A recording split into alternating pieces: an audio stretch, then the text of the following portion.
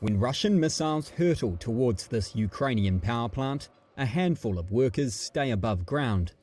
They keep working in a control room protected by sandbags to keep the system running manually. This facility, its location energy officials asked Reuters not to identify for security reasons, has been pounded by missiles this year. In an aerial assault on the grid Russia renewed this month as the war's third winter sets in. Shift leader Serhiy has worked at the plant for over 30 years. We're working 24/7. This is our front. Some of the guys have a front in the east, but our front is here. Our task is to ensure that our Ukraine has electricity, that it functions in full. So when there are attacks, we stay here, even though we know there are missiles coming at us. But we have to be here to ensure she will keep running. Missile strikes as recent as November have created holes in the walls as equipment lies in disrepair.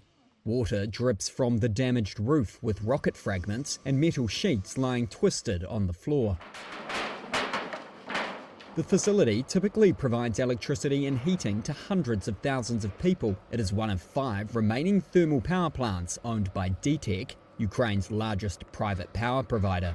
But major repairs have been needed throughout much of the year. The November attacks created more urgent work, but turbine unit shift leader Serhiy says they are determined. Every time it gets worse and worse, but we manage.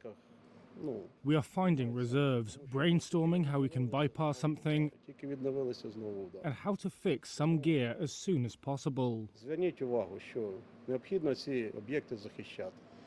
Russia, which denies targeting civilian infrastructure, views the Ukrainian power system as a legitimate target in its war. It has inflicted major damage on energy facilities since it began a spate of attacks on the grid in spring.